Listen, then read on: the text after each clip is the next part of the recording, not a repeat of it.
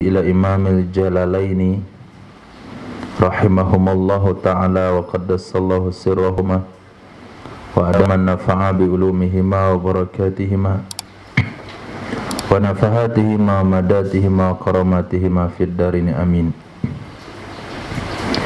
A'udzu billahi minasyaitonir rajim. Satajiduna akharina yuriduna ay ya'manukum wa ya'manu qaumahum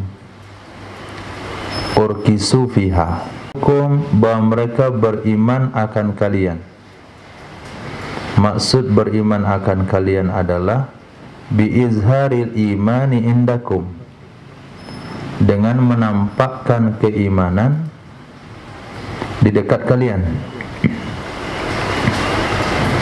Biizharil imani indakum, dengan menampakkan keimanan di dekat kalian. Wa ya'manu qaumahum, dan mereka juga ingin menampakkan keimanan kepada kaum mereka, bahwa mereka menampakkan iman kepada kaum mereka bil kufri, dengan kekufuran. Idza raja'u ilaihim, apabila mereka kembali kepada mereka kaum. Ketika mereka di Madinah pengen dikatakan, dianggap orang-orang beriman oleh orang beriman, oleh sahabat dan Nabi SAW, ketika mereka pulang ke kampung mereka, keinginan mereka juga orang-orang mereka, suku mereka, kaum mereka masih menganggap mereka dengan agama sebelumnya. Pergi ke Madinah aman, pergi ke kampung mereka juga aman. Mereka itu adalah Asad dan Ghatfan. Mereka itu adalah Bani Asad dan Bani Ghatfan. Kullama ruddu ilal fitnati, setiap kali dikembalikan mereka kepada fitnah. Kullama ruddu, setiap kali dikembalikan mereka kepada fitnah. Maksud dikembalikan ke fitnah adalah du'u ila syirki, dipanggil mereka, diseru mereka kepada kesyirikan. Urkisu fiha, waqa'u, mereka terjerumus, fiha, padanya fitnah. Urkisu fiha, mereka terjerumus ke dalamnya fitnah, artinya syirik. Waqa'u asadda wuku', itu mana urkisu, terjerumus sedalam-dalam keterjerumusan. Kalau ada seseorang terjerumus ke dalam lubang sampai mata kaki, sampai lutut, dia sampai ke leher, itu mana urkisu. Kalau ada penyembahan berhala, bentuk kesyirikan, orang lain hanya hadir saja dalam prosesi kesyirikan itu, kalau dia dia yang mimpin langsung, itu mana urkisu fiha. Fa illam ya'tazilukum, maka jika mereka tidak meninggalkan kalian, fa illam ya'tazilukum, maka jika mereka tidak meninggalkan kalian, masih setia dengan kalian, yaitu dengan tarki qitalikum, meninggalkan memerangi kalian, walam yulku ilaikumus salam, dan tidaklah mereka menyampaikan kepada kalian akan perdamaian. Salam, kalau lamnya panjang itu ucapan salam, assalam. Tapi kalau lamnya pendek, assalam, itu mana sulh. damai. Walam yulku, dan mereka tidak menyampaikan kepada kalian akan perdamaian. Walam yakuffu aydiyahum ankum, dan mereka tidak menahan tangan-tangan mereka dari kalian. Mereka tidak menahan tangan-tangan mereka dari kalian. Fakhuduhum, maka tangkaplah oleh kalian akan mereka, bil asri, dengan ditawan. Waqtuluhum, bunuh oleh kalian akan mereka, haitsu sakiftumuhum. Sakiftumuhum tafsirannya adalah wajadtumuhum, di mana saja kalian temukan mereka. Wa ulaikum, wa ulaikum, kalian ja'alna lakum, kami jadikan bagi kalian, alaihim, terhadap mereka yang seperti itu, sultanan mubina, burhanan bayina, keterangan yang nyata, zahiran ala qatlihim, yang nyata, bayinan zahiran, nyata dan nyata, atau nyata dan jelas, untuk membunuh mereka, wasabayihim, dan menawan mereka. Kenapa? Ligodarihim, karena menipunya mereka. Jadi ketika mereka datang ke Madinah, mereka seperti musang berbulu ayam. Jangankan musang berbulu ayam, musang bermulu musang saja habis ayam 3 ekor. Itu musang berbulu musang. Kalau sekiranya musang berbulu ayam, maka banyak lagi ayam-ayam yang akan habis dengan musang itu. Dia pergi ke Madinah, mereka menampakkan keimanan mereka. Pergi ke kampung mereka, mereka nampakkan kekufuran mereka. Setiap kali diajak kepada perbuatan atau ritual syirik, mereka yang terdepan dalam hal itu. Maka kalau mereka tidak meninggalkan kalian, artinya memerangi kalian. Ya'tazilukum itu artinya tarki qitalikum, meninggalkan memerangi kalian. Tidak meninggalkan memerangi kalian, maknanya mereka berusaha memerangi kalian. Mereka tidak mengucapkan, tidak menyepakati perdamaian. Mereka tidak menahan tindakan tangan mereka. Disebut tangan karena biasanya tindakan pakai tangan. Mereka tidak menahan tindakan tangan mereka, artinya sikap mereka. Maka tangkaplah mereka, bunuhlah mereka di mana saja kalian temukan mereka. Dengan alasan tersebut sudah cukup nyata sebagai keterangan, sebagai bukti kalian bisa memperlakukan mereka seperti itu, karena mereka adalah menipu. Karena mereka itu menipu. Kalaulah mereka jelas-jelas mengatakan permusuhan kepada umat Islam bisa menghindar, bisa menjaga rahasia daripada pendengaran mereka. Tapi ketika mereka datang berbentuk muslim, dia duduk bersama orang Islam, salat bersama orang Islam, makan minum di Madinah bersama orang Islam, dia mendapatkan informasi-informasi tentang Islam, lalu dia pulang ke kampungnya. Dulu bahasanya kampung, sekarang negara. Dia pulang ke negaranya, dia bocorkan kelemahan-kelemahan, di mana titik-titik kelemahan itu adalah musuh, itu adalah bukti nyata untuk mereka dihabisi. Nah, ketika Belanda ingin menyerang Indonesia, mulai pada ujung sana sampai ke ujung Sumatera, kemudian mereka kewalahan dengan Provinsi Aceh, maka mereka susun strategi untuk masuk dari dalam.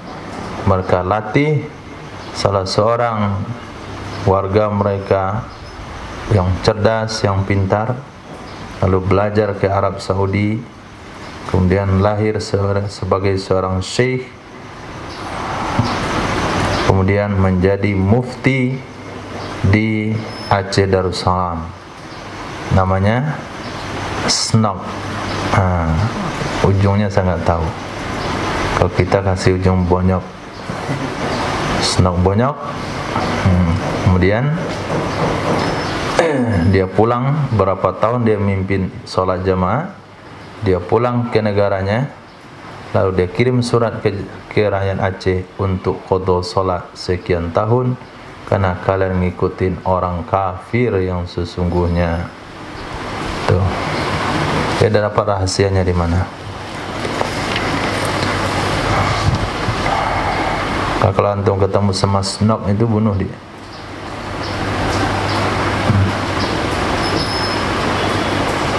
Dia pun dah mati. Jumpa kuburannya digali, bakal tengkoraknya. Tengkoraknya pun dah hancur.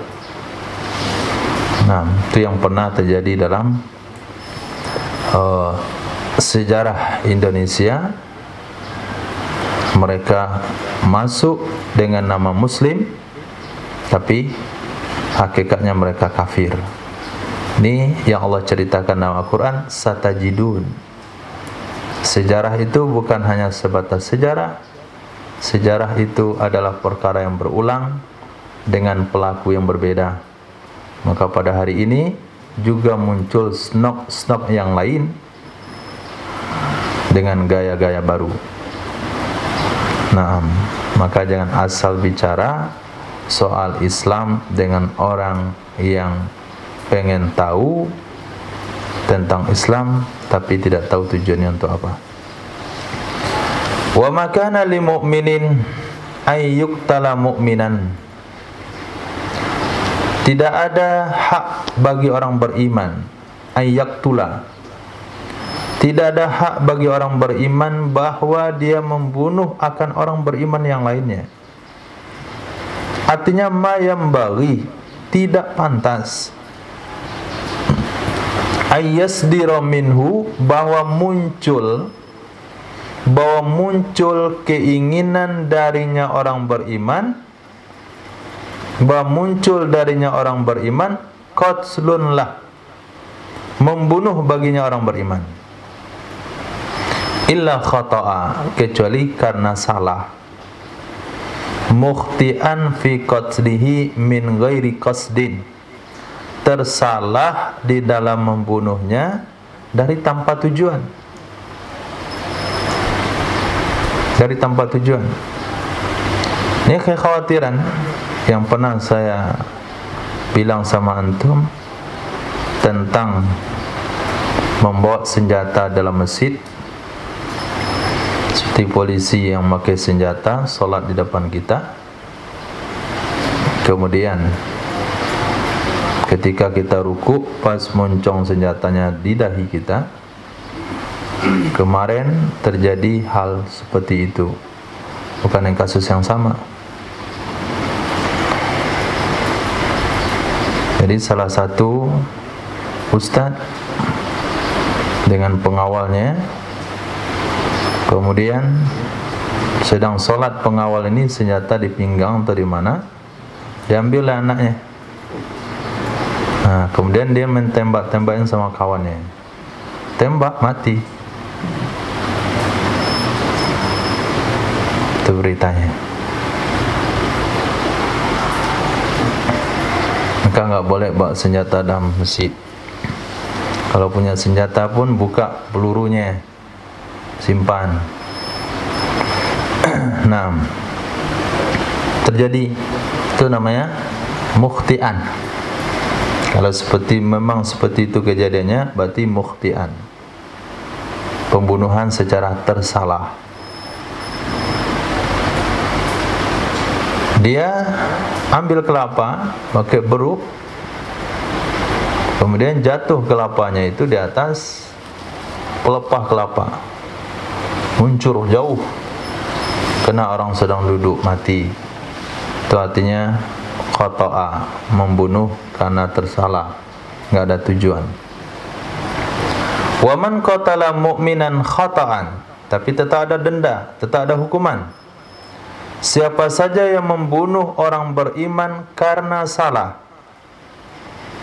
Wa man qatala, siapa saja yang membunuh orang beriman khata'an karena salah. Bi an qasada ramya ghairihi, seperti dia bertujuan memanah, seperti dia bertujuan ramya ghairihi, memanah selainnya orang beriman, kasaidin, seperti binatang buruan, au syajaratin, atau pohon. Fa'asabahu, lalu mengenai ia panah akannya orang beriman. Au darabahu, atau memukul ia seseorang akannya orang beriman, bima la yaktul, dengan sesuatu yang tidak membunuh, ghaliban, pada kebiasaan. Rotan misalnya, nggak sabar, rotan di tangan. Rotan itu tidak membunuh. Ternyata pas rotan mati deh. Kejadian nggak di sini. Itu termasuk kategori membunuh karena salah. Termasuk juga seseorang bawa mobil, kemudian saking lajunya ketabrak orang beriman, mati. Nggak sengaja dia tabrak. Itu membunuh orang beriman kena salah. Dia bawa angkot, kemudian mengantuklah pelatu penumpangnya, kemudian jatuh di aspal, meninggal. Tapi kejadian nggak di sini. Itu termasuk juga membunuh karena salah. Apapun penyebabnya yang menyebabkan orang beriman meninggal dunia, dia kena denda. Yang bawa motor nabrak orang meninggal, bawa mobil nabrak orang meninggal, yang dia bawa motor kemudian kawannya numpang, nggak ada nabrak orang, nabrak tiang listriknya, man. Dia hidup, kawannya meninggal, berarti dia penyebabnya. Dia khitan orang, meninggal. Dia operasi orang, gagal operasi, meninggal. Karena gagal ya. Tapi kalau katakan operasinya berhasil lalu meninggal juga, itu enggak. Ini salah operasi, salah putus usus. Dia usus buntu, dipotong. Katanya usus 12 jari yang kepotong. Udah dijahit baru ketahuan. 6. Dendanya apa? Tahriru raqabah, memerdekakan, itsku raqabatin, memerdekakan budak, nismatin, budak, mukminatin, yang beriman, alaihi, terhadapnya, seseorang yang menyebabkan orang beriman lainnya meninggal. Itu denda kepada Allah, karena dia telah membunuh salah satu makhluk Allah. Kemudian diyatun musallamatun ila ahliha, diat yang diserahkan, yang ditunaikan kepada ahlinya yang meninggal.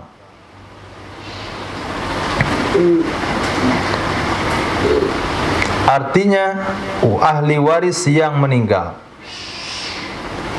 Illa ayyasaddaku, kecuali bahwa mereka bersedekah, yatasaddaku alaihi biha, mereka bersedekah, artinya keluarga ahli waris yang meninggal, alaihi, atasnya seseorang yang membunuh, biha, dengannya diat, bi ayyafu anha, dengan bahwa mereka memaafkan darinya diat. Maka sebelum mengoperasi seorang dokter mestinya bikin surat kesepakatan. Memang pada hari ini ada surat kesepakatan itu tapi hanya kesepakatan bebas dari tuntutan. Bebas dari tuntutan. Seharusnya juga ditulis bebas dari diat kalau sekiranya meninggal. Ini supaya surat kesepakatannya syariah.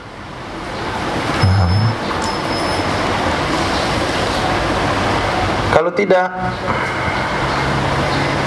tapi karena umat Islam tidak tahu dengan hal itu, maka mereka tetap berhutang di akhirat. Tetap berhutang di akhirat. Kalaulah dijelaskan, mungkin bisa dimaafkan, mungkin tidak. Begini, saya ketabrak keluarga tuan. Secara Islam sebetulnya, saya mesti bayar sama tuan 100 ekor unta. Mau gak dimaafkan? Rasa-rasa gak mau orang itu. Sampai hari ini saja kalau ada keluarganya meninggal, dia tuntut, tanggung jawabnya mana? Nah, kami urus penyelenggaraan jenazah. Penyelenggaraan jenazah bagaimana? Keluarga kami meninggal, gak cukup dengan penyelenggaraan, harus sekian juta tuntutannya. Kalau keluarga meninggal, nuntut. Kalaulah dia tahu hukum Islam yang sesungguhnya, orang ini punya kesadaran untuk membayar, tapi sengaja diberitahu tujuannya supaya dimaafin, supaya di akhirat tidak dituntut. Kira-kira mau dia dimaafkan enggak? Enggak mau. 100 ekor unta, untuk menghitung saja. 100 ekor sapi berapa nilainya? 15 juta kali 100. 1,5 M. 1,5 M bayar ke keluarganya. Itu hukumnya wajib. Kalau nggak dibayar, nanti di akhirat dituntut. Kecuali kalau orang itu mau mengikhlaskannya. Diikhlaskan harus tahu dulu apa yang mau diikhlaskan. Nggak bisa asal ikhlas saja. Ikhlas saya ridho dunia akhirat. Ya, nggak bisa begituan. Dikasih tahu dulu, sebetulnya saya bayar ke bapak 1,5 M minimal. Mau nggak dimaafkan? Berpikir panjang nih. Dengar 1,5 M itu apa yang kebayang lagi? Mati satu lagi 3 M. Itu yang kebayang lagi. 6. Wa bayyanat as-sunnatu, menjelaskan oleh hadis Nabi SAW berapa diat tersebut. Annaha, sesungguhnya diat mi'atun minal ibil, 100 ekor onta. 100 ekor onta itu terdiri dari Isruna binta Makhadin, 20 bintu Makhad. Berapa usianya Safirullah bintu Makhad?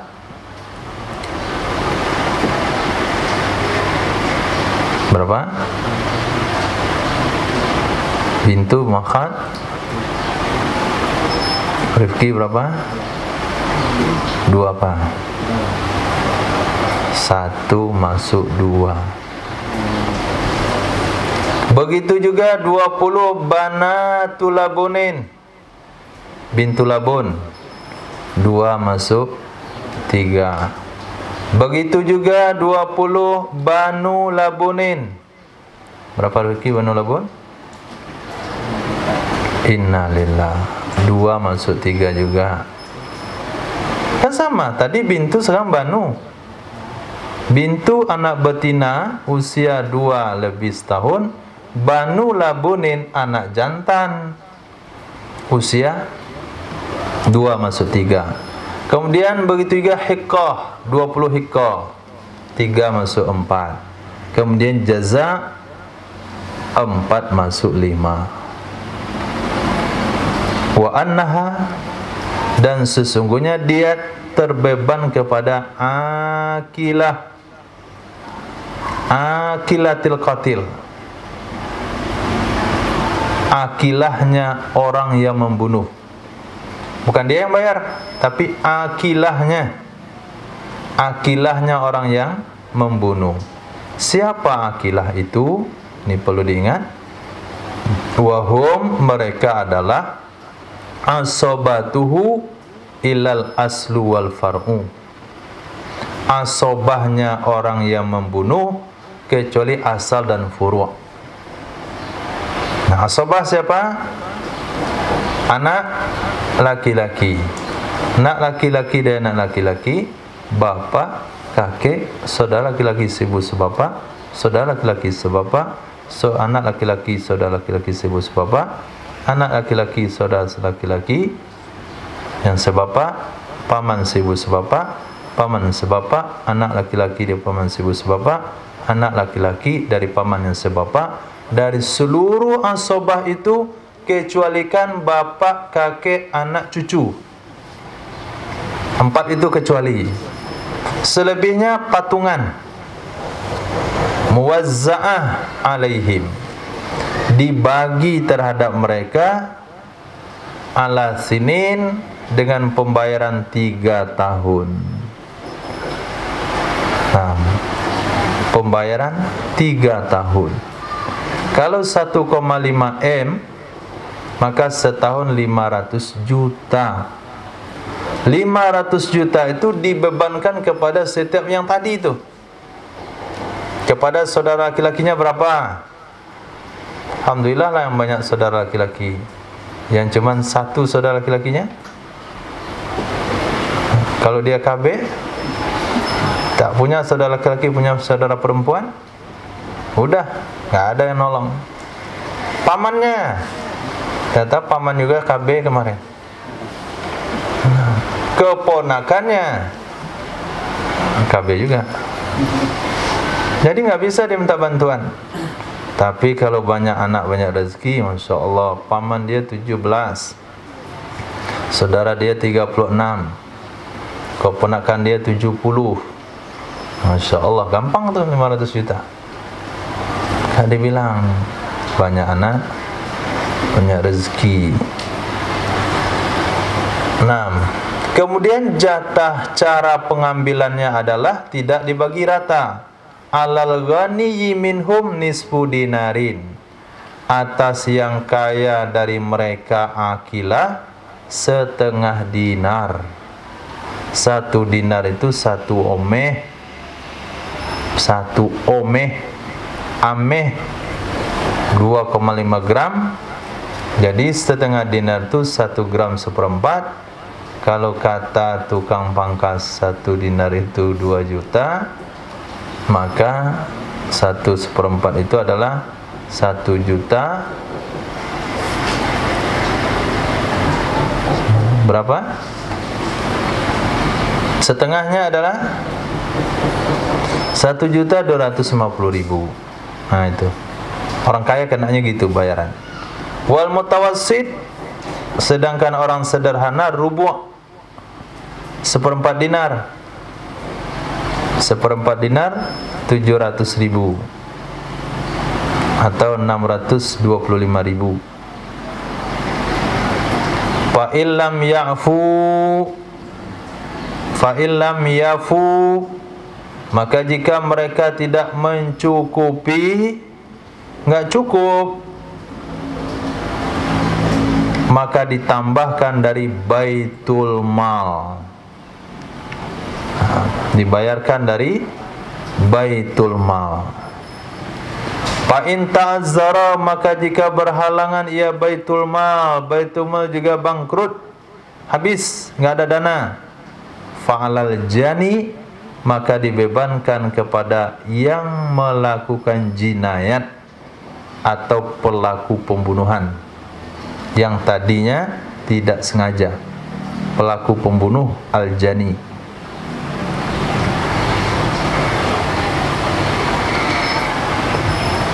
Nah, itu hadis, uraian dari hadis Nabi bagaimana cara melakukan diat. Jadi kepada Allah dia bayar memerdekakan budak, kepada keluarga yang meninggal dengan alasan apapun, dengan alasan tidak sengaja, maka dia kena diat mukhaffafah. Itu namanya diat mukhaffafah. Nanti ada namanya diat mughallazah. Diat mughallazah itu ontanya tetap 100 ekor, tapi kombinasinya bukan dari onta-onta kecil, 30 hiqqah, 30 jaza'ah, 40 onta bunting.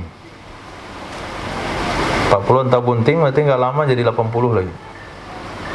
Itu diat mughallazah. Diat mughallazah dikenakan kepada pembunuhan secara sengaja ketika dimaafkan oleh keluarga korban. Tapi kalau keluarga korban menuntut dia mati, nggak ada diat lagi. Misalnya kami nggak terima onta, mati keluarga kami maunya nyawa dibayar nyawa, selesai kisah. Tapi kalau keluarganya musyawarah, yang meninggal pun dah tua, mendingan kita maafin, kita dapat onta, yang meninggal selamat, yang membunuh tak meninggal, yang kita juga selamat dapat uang. Itu diat mughallazah. Bedanya lagi, kalau yang ini dibebankan kepada akilah, kalau sengaja dibebankan kepada pelaku, tidak dibebankan kepada akilah. Ini beda mughallazah dan mukhaffafah. Nanti supaya enggak saya ulang lagi. Jadi beda mughallazah dan mukhaffafah. Satu, kombinasi ontanya. Yang kedua, siapa yang membayarnya. Kemudian hukum fikih kembali, ada pembunuhan tidak sengaja tapi diatnya mughallazah. Pembunuhan tidak sengaja tapi diatnya mughallazah. Kalau pembunuhan itu terjadi di 3 haram. Pertama, membunuh mahram, yang kedua membunuh di tanah haram, yang ketiga membunuh di bulan haram. Sekarang bulan haram nih kan? Nah, dia panah. Dia mana latihan di pohon. Kena kawan, mati. Itu diatnya mughallazah. Kenapa? Pembunuhan tidak sengaja terjadi di bulan haram. Pembunuhan tidak sengaja akan kena diat mughallazah apabila terjadi pembunuhan di 3 haram, membunuh mahram, membunuh di tanah haram, membunuh di bulan haram. 6. Fa in kana min qaumin aduwwin lakum wa huwa mu'minun fatahriru raqabatin mu'minah. Maka jika adalah korban, fa in kana al-maqtulu, maka jika adalah korban min qaumin aduwwin, min qaumi aduwin, dari kaum musuh, dari kaum musuh. Apa maksudnya dari kaum musuh? Dari kaum yang berperang dengan kalian. Dari kaum yang berperang dengan kalian. Wa huwa mu'min, tapi orang itu beriman. Fatahriru raqabatin mu'minah. Maka juga wajib memerdekakan budak yang beriman ala qatilihi, atas orang yang membunuhnya, kafaratan, sebagai kafarat.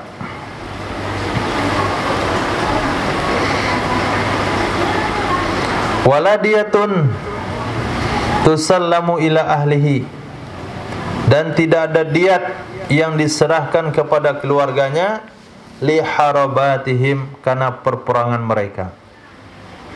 Karena perperangan mereka terjadi perang suku misalnya, terjadi perang kelompok, maka kalau terjadi di sana pembunuhan dari perang itu, atau terjadi pembunuhan bukan dalam rangka perang, tapi orang yang kita bunuh itu dari kelompok kaum yang kita sedang perang dengan mereka, keluar dengan bahasa perang halal atau perang haram ini, yang jelas perang, yang terbunuh itu orang beriman, maka yang wajib dibayar kafarat saja kepada Allah, memerdekakan budak. Dia enggak wajib dibayar. Wa in kana al-maqtulu min qaumin bainakum wa bainahum mitsaq, dan jika adalah orang yang dibunuh dari kaum yang antara kalian dengan mereka ada janji damai. Mitsakun, ahdun, janji. Contohnya ahli zimmah. Ahli zimmah, maka bayar diat baginya ahli zimmah yang diserahkan kepada keluarganya. Di negara Islam misalnya terjadi pembunuhan tidak sengaja, korbannya siapa? Yahudi. Korbannya Nasrani. Yahudi dan Nasrani itu bukan harbi, tapi dia tinggal di negara Islam. Misalnya Madinah dengan Bani Quraizohnya, atau dengan Bani Mustaliknya yang ketika itu masih damai. Oke, maka bayar diat. Berapa diatnya? Wahiyah, dan diatnya adalah sulusu diatil mu'min, sepertiga diat orang beriman, yaitu 33 ekor onta.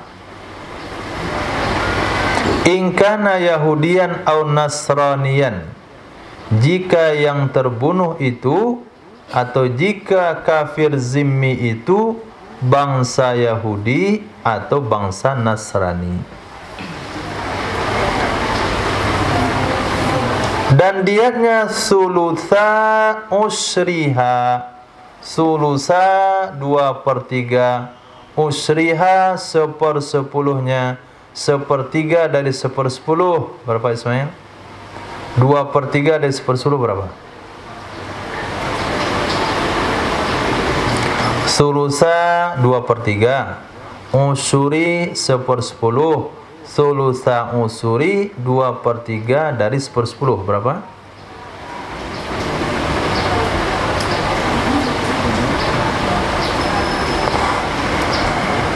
Kan udah diajarin kemarin Mas. 2/3 kali 1/10, 2 kali 1 2, bukan 1. Kemudian 3 kali 10, ya 2/30. 2/30 diat muslim ingkana majusian, kalau dia penyembah api. Oke. Danilah yang katanya ada tamat SMK. Berapa dan 2/30 dari 100 ekor onta? Berapa ekor itu? Coba cari. 2/30 dari 100 ekor onta.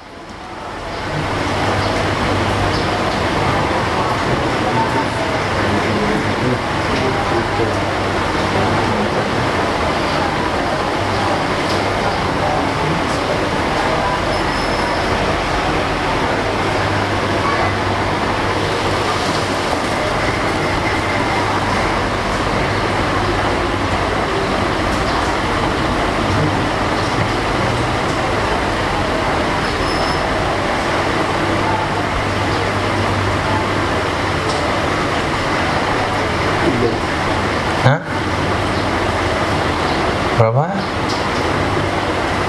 3 ekor. Rifki berapa?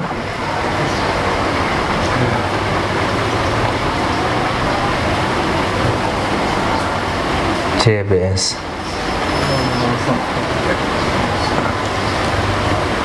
ICBS kan, pakai I kan? Ya. Apa artinya? Tuh susah kita mulangnya itu.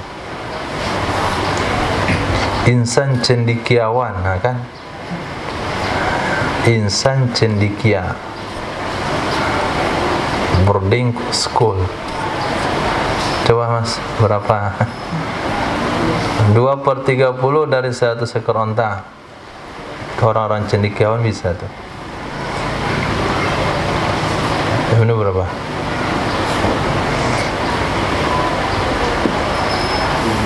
Hah? 7 ekor. Dani 3, Ibnu 7, Ismail. Orang sawit juga tahu berkali berapa? Hah? 6. Bapak Bu? 6.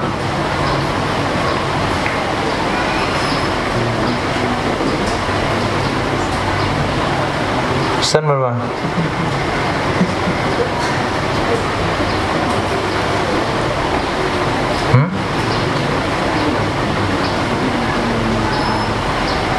Caranya 200 sala lauk dibagi kepada 300 orang. Bagi kepada 30 orang. Bisa hitung pakai salah tuh. Hitung buat salah 200. Kumpulin kawan 30 orang. Bagi-bagi satu-satu. Satu. Kayak kami dulu tuh SD kelas 1 pakai lidi. 7 tambah 6, ambil lidinya 7 tambah 6, dah letakkan gabung tuh 2, 3, 4, 13. Oh 13.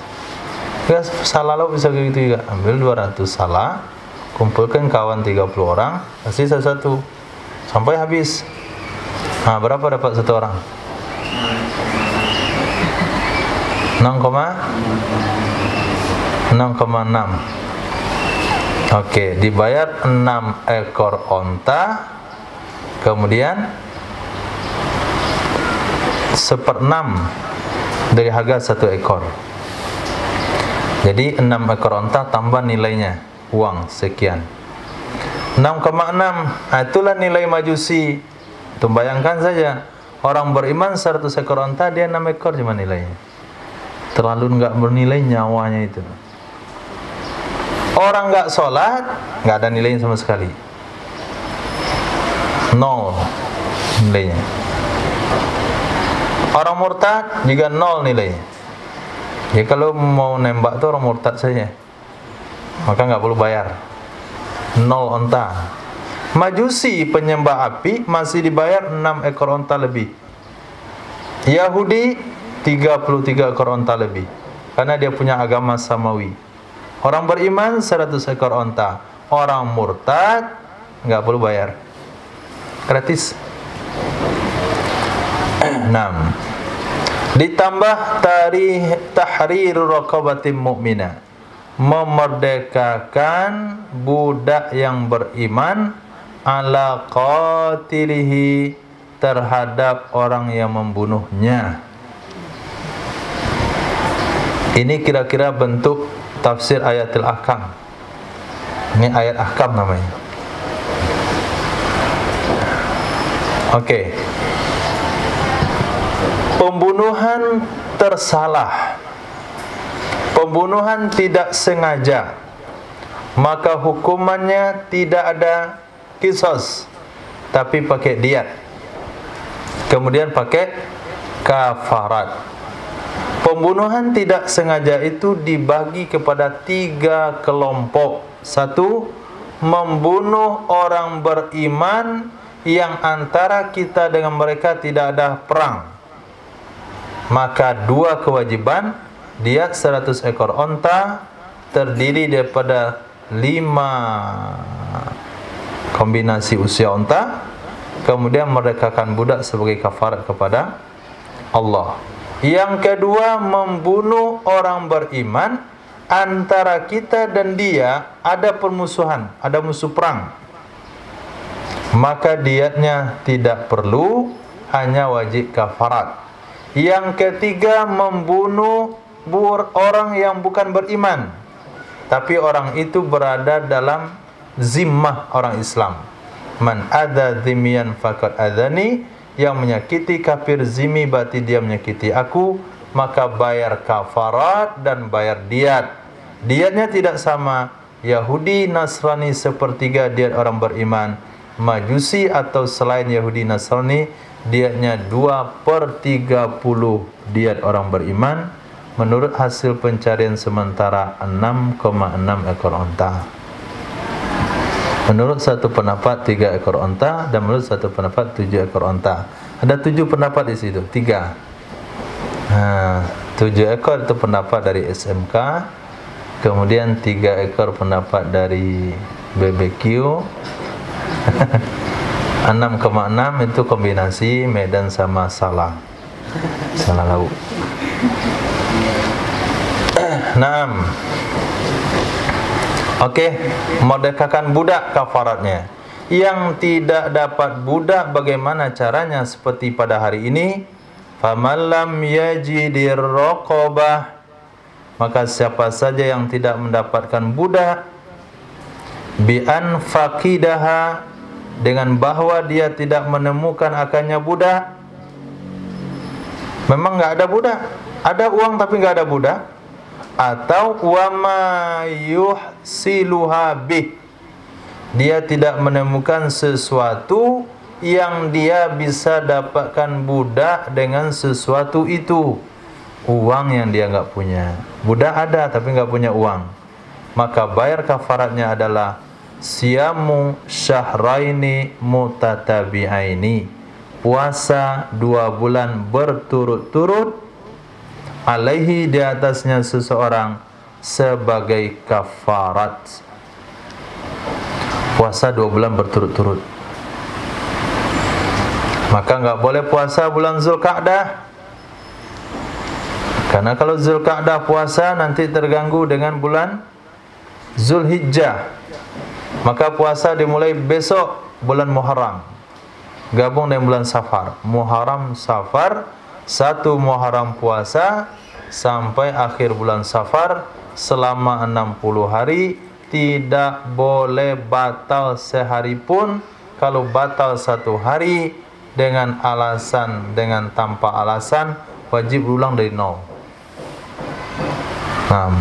Itu kafarat. Maka kalau ada orang yang membunuh karena menabrak orang lain, karena bawa motor kawan jatuh di belakang, bawa mobil ada yang tercecer jatuh, atau menembak salah tembakan, kasih obat salah resep, itu kena, itu pembunuhan tanpa sengaja itu namanya. Kalau ada apoteker meracik obat salah, seperti kejadian yang pernah kita dengar tapi nggak pasti, sampai obatnya 25 macam. Obat apa sih menggunakan 25 macam tuh? Yang makan langsung gembung badannya. Atau kasih obat sedekah kawan, berbuih-buih mulutnya. Untung aja nggak meninggal dunia. Kalau meninggal tuh pembunuhan tanpa sengaja namanya, kena diat dia, kafarat. Yang sedekah tadi kongsi sama yang bersedekah sebelumnya. Obat mana ada mensedekah-sedekahin. Obat itu walaupun sakitnya sama, belum tentu obatnya sama. Usianya beda, beda obatnya. Tensinya beda, beda obatnya. Itu main gampang-gampang saja. Saya flu nih, udah mulai sembuh. Minum obat saya tuh.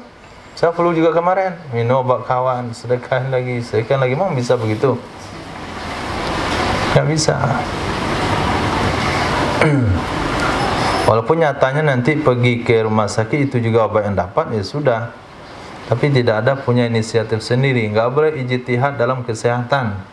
Kalau ada ijtihad dalam kesehatan lalu salah ijtihad, meninggal, termasuk pembunuhan tanpa sengaja, dia wajib menjalani kafarat puasa 2 bulan berturut-turut. Walam yazkurillahu ta'ala al-intiqala ila ta'am, dan tidak menyebutkan oleh Allah Subhanahu wa ta'ala akan perpindahan dari puasa 2 bulan berturut-turut kepada memberi makan, seperti halnya zihar. Kalau zihar ada disebutkan oleh Allah dalam ayat zihar. Coba baca Ibn ayat zihar tentang perpindahan diat daripada puasa ke memberi makan.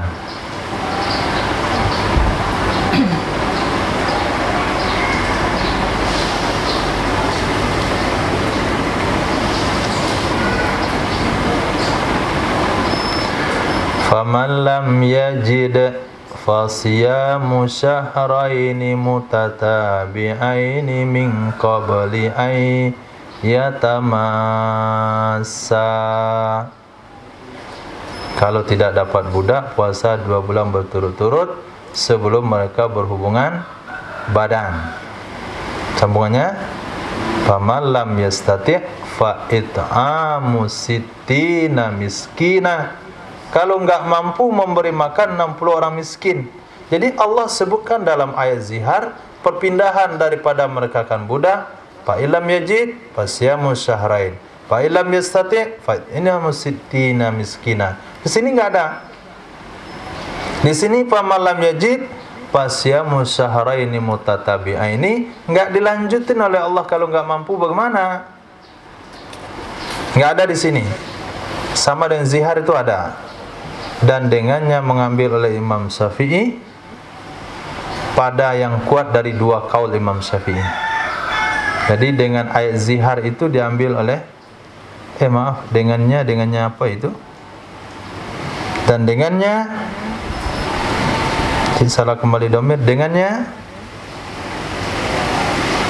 Masya Allah. Dan dengannya apa? Dan dengannya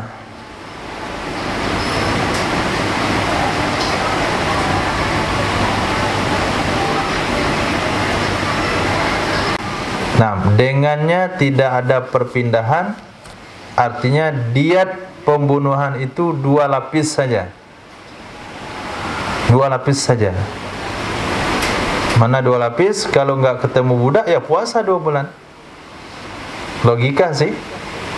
Kenapa logika? Membunuh sanggup, puasa kok enggak bisa? Kan begitu? Orang yang sanggup membunuh pasti bisa puasa. Tapi dalam zihar tidak. Zihar hanya kata-kata. Bisa saja di orang tua kata-kata itu keluar. Tapi dalam membunuh itu kayak fisiknya itu cukup untuk puasa. Sehingga Imam Syafi'i perpindahnya 2 saja. Pertama, memerdekakan budak. Kalau enggak mampu puasa 2 bulan, tidak ada pilihan yang ketiga. Itulah pendapat yang dipegang oleh Imam Syafi'i pada yang terkuat dari 2 kaul beliau. Di dalam hal ini Imam Syafi'i ada 2 pendapat. Ada yang mengatakan kalau enggak mampu puasa ya pindah kepada memberi makan 60 orang miskin. Itu pendapat yang kedua Imam Syafi'i. Taubatan minallah, sebagai bentuk taubat dari Allah. Taubatan itu kalimatnya masdar. Taba yatubu tauban. Taubatan. I'rabnya mansub, hukumnya mansub dengan fi'il yang ditakdirkan. Taba taubatan minallah. Perbuatan itu memerdekakan budak, puasa 2 bulan berturut-turut kalau enggak dapat budak, itu adalah wujud bertaubat kepada Allah Subhanahu wa taala. Wa kana Allahu aliman hakima, dan adalah Allah Maha tahu dengan makhluknya dan Maha bijaksana fima dabbarahu lahum, tentang apa saja yang telah Allah aturkan akannya untuk mereka makhluk, termasuk cuaca hari ini. Itu adalah bijaksananya Allah. Karena ya karim, kalau lebat selebat-lebatnya ya sudah, makasih pondok. Mulai berdoa supaya enggak lebat.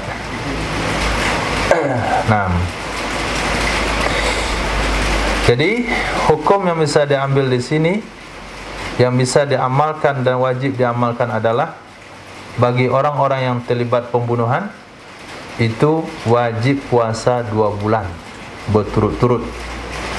Kalau memang dia bertobat. Kalau dia enggak bertobat ya enggak ada puasanya. Kalau dia tobat lalu enggak puasa, belum terima tobatnya. Itu kalau dia membunuh 1 orang, kalau dia sudah membunuh beberapa orang, maka perlu kafarat sesuai dengan orang yang dia bunuh. Bayangkan aja supir bis kecelakaan, meninggal semuanya. Kemudian pilot Adam Air, bayar kafarat enggak dia? Hah? Nggak bayar karena dia sudah ikut meninggal bersama. Jadi kalau nggak mau bayar kafarat, meninggal bersama, itu nggak ada kafaratnya lagi. Wa man lam yaqtul wa may yaqtul mu'minan muta'ammida. Siapa saja yang membunuh orang beriman secara sengaja, membunuh orang beriman secara sengaja, bi ayyaqsida qatlahu, dengan bahwa dia bertujuan membunuhnya orang beriman, bima yaqtulu ghaliban, dengan sesuatu yang mematikan pada kebiasaan. Pedang itu mematikan, panah mematikan, termasuk senjata biologis. Nah, suntik mati itu kan mematikan pada kebiasaan. Aliman bi imani, hal keadaan dia tahu dengan imannya orang yang dia bunuh itu. Lain halnya kalau dalam perang dia bunuh seseorang, dikira kafir, ternyata orang beriman, itu termasuk pembunuhan tersalah. Ini tahu yang dia bunuh itu orang beriman, dia tahu alat yang dia gunakan itu mematikan, maka dia bertujuan dengan alat tersebut menghilangkan nyawa orang beriman, maka balasannya adalah jahanam. Enggak pakai diat-diat, enggak pakai kafarat-kafarat. Secara zahir ayatnya begitu, tapi secara penjelasan ulama, orang yang membunuh orang beriman secara sengaja hukumannya qisas. Kalau dimaafin oleh keluarga yang dibunuh, berkembali kepada diat dan juga wajib bayar kafarat. Ini belum ayat hukum, ini baru ayat ancaman. Ayat hukumnya ada di tempat lain. Maka siapa saja yang membunuh orang beriman hak dan sengaja, maka balasannya adalah jahanam, khalidan fiha, hak dan dia kekal di dalam jahanam. Di situ juga ada banyak penjelasan ulama. Kenapa dia kekal dalam jahanam? Kan dia orang beriman. Orang beriman kan enggak kekal di jahanam. Yang kekal di jahanam dosa syirik saja, dosa membunuh tidak.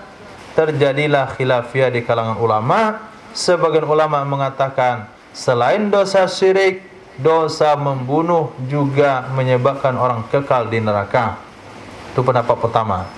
Pendapat yang kedua, orang itu kekal di neraka kalau dia mengatakan halal membunuhnya.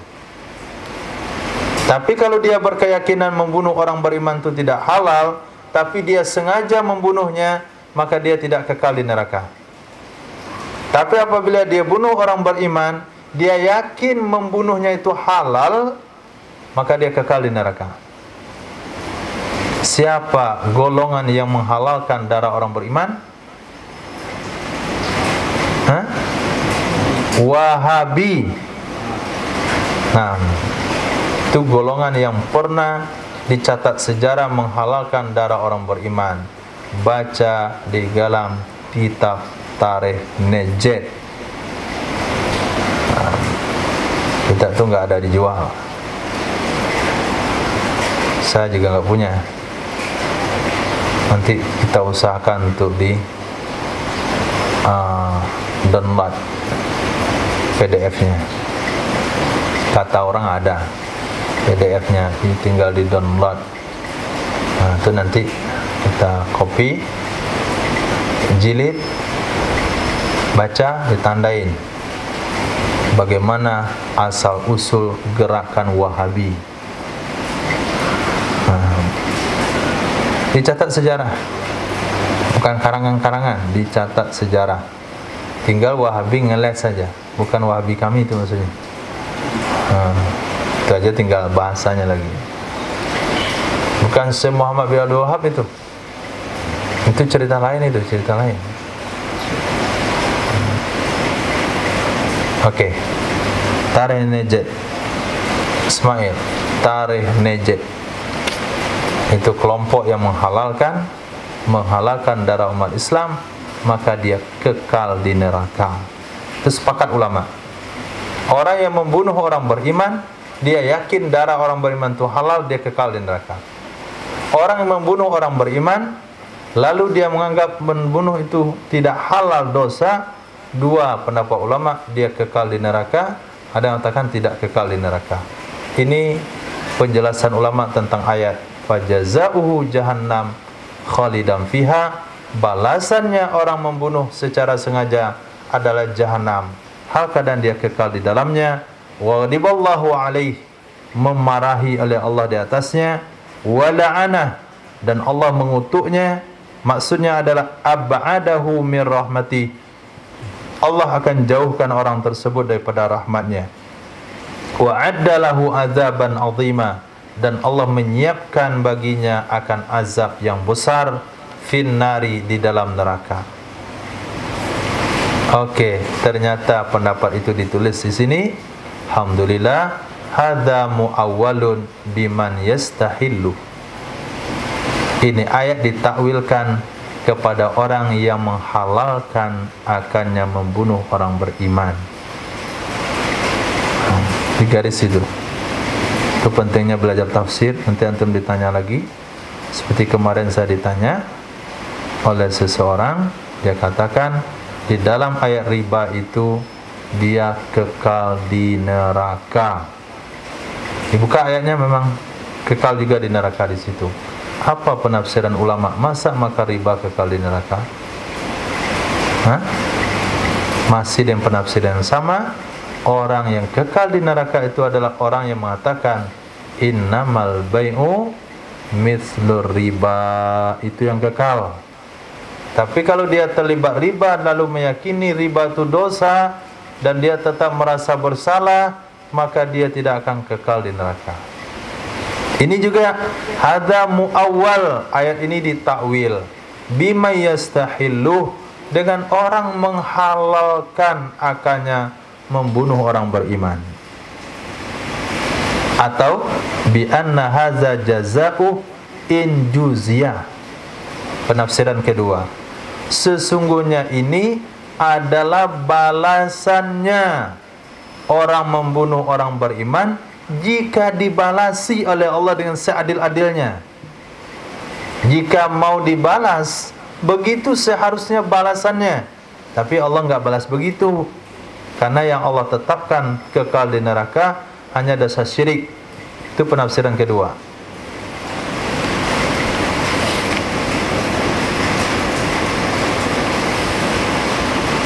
Wala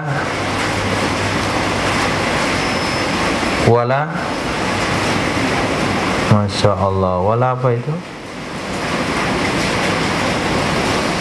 Ba atau ya? Ba. Wala bada'a fi khalfil wa'id. Wala bada'a fi khalfil wa'id. Apa maksudnya itu? Wala bada'a fi khalfil wa'id. Wala bada'a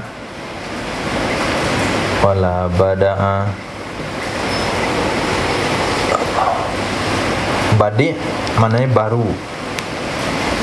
Bada'a baru. Fi khalfil wa'id.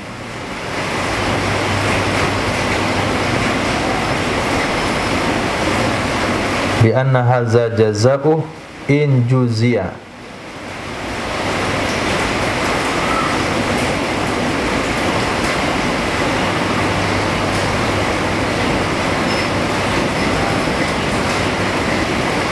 Coba lihat komus. Bada'a. Bada'a. Bada'a.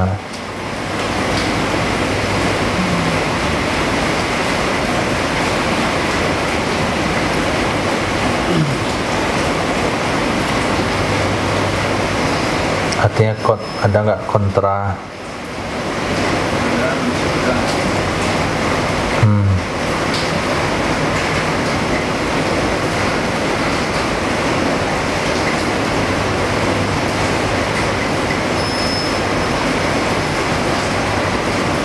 berdoa.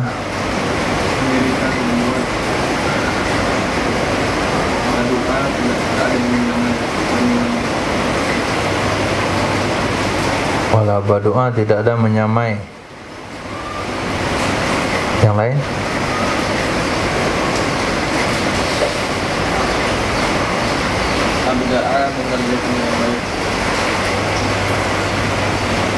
Ya Karim. Biasa Mahmud Yunus, kadang-kadang Mahmud Yunus memberi solusi hal-hal seperti itu. Kadang di Kamus Munawir nggak ada, Mahmud Yunus ada.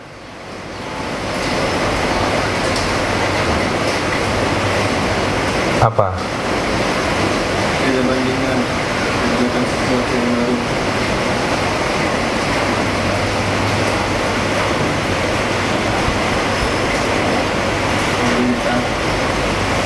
Ya Karim.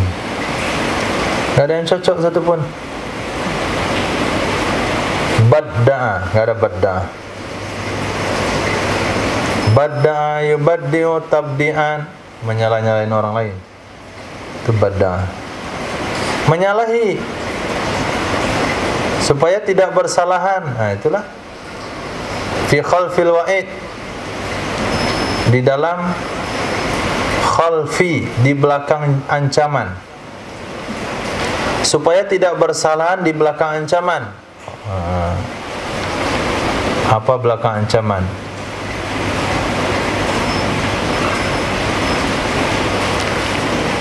Karena firman Allah yang berbunyi, wa yaghfiru ma duna dzalika liman yasha. Nah, itu Allah mengampuni dosa selain demikian syirik bagi orang yang Allah mau. Allah mengampuni bagi dosa selain demikian syirik bagi orang yang Allah mau. Berarti dosa pembunuhan termasuk dosa selain syirik.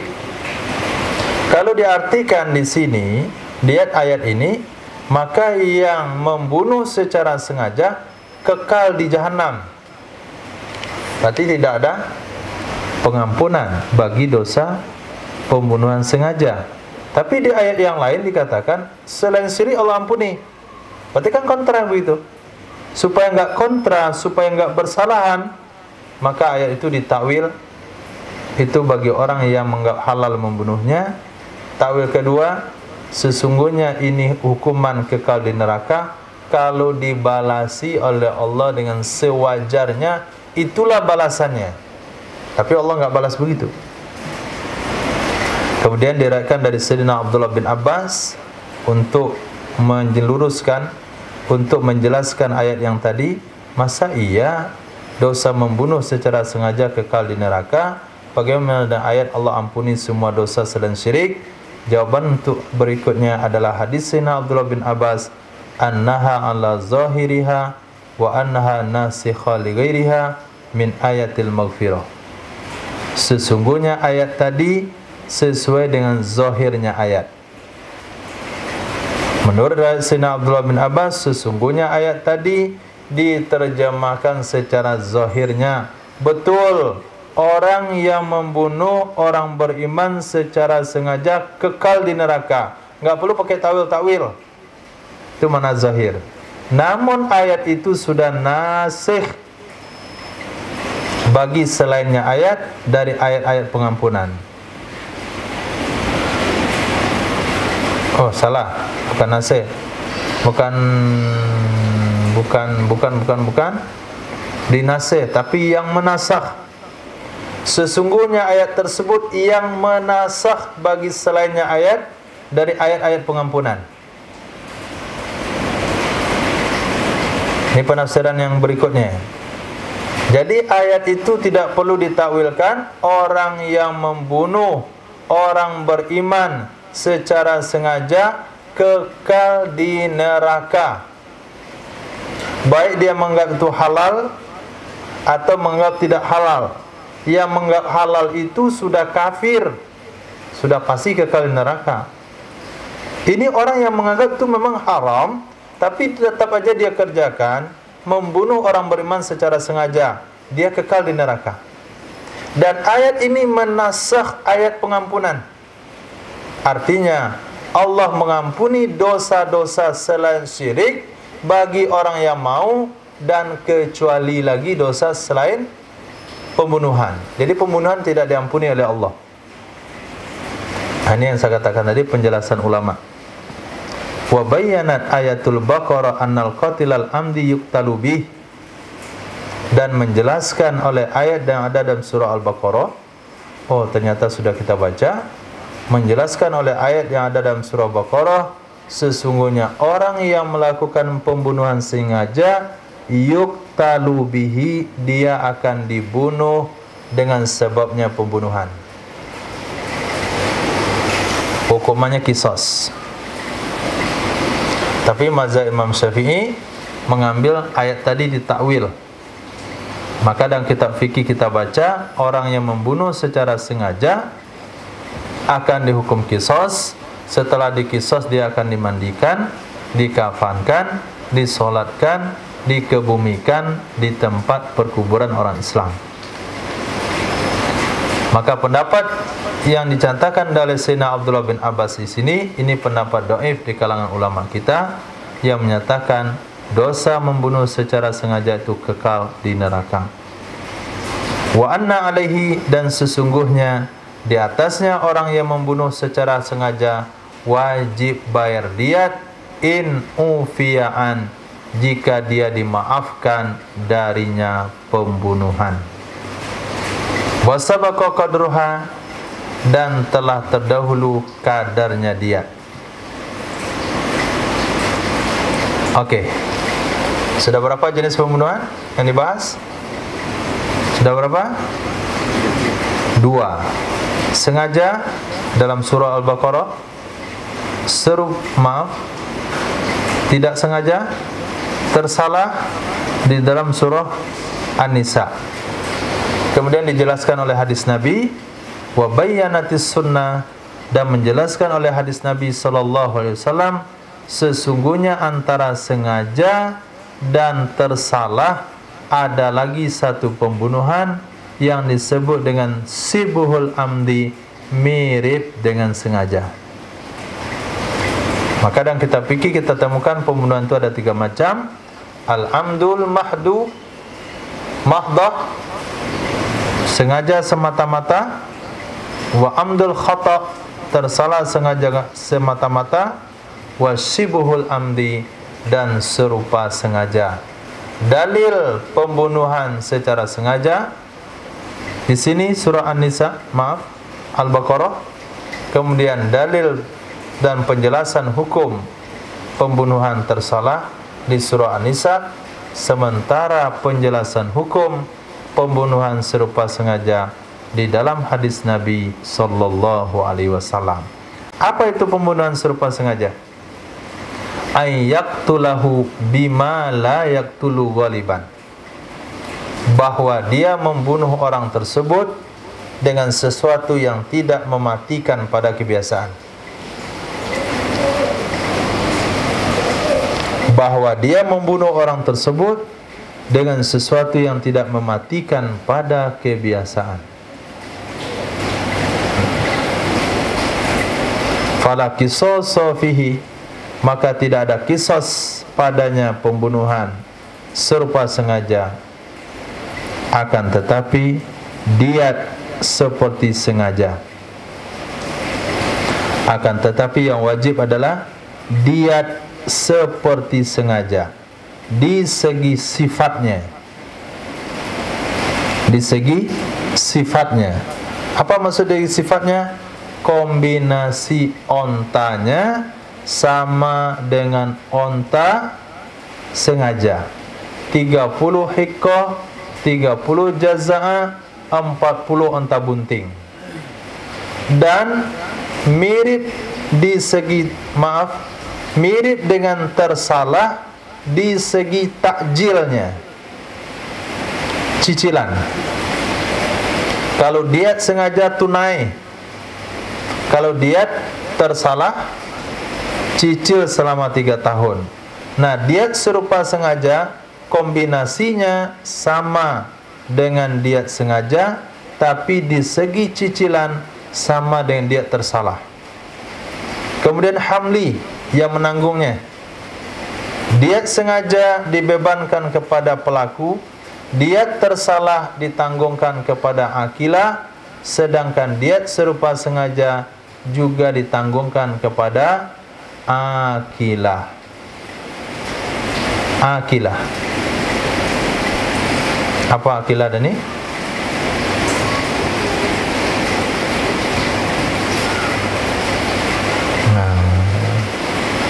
Ditanya hari ini itu baru hari ini 1 jam yang lalu. Apa akilah ini?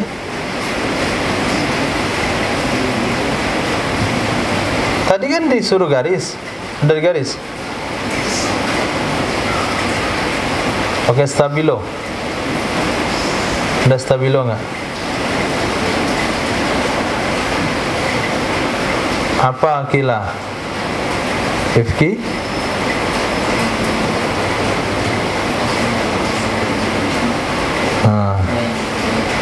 Orang yang membunuh itu akilah. Masa Allah Akbar akilah.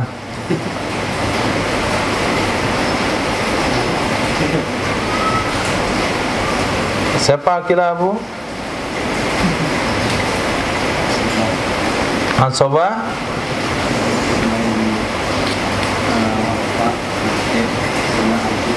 Nah, selain asal dan furu.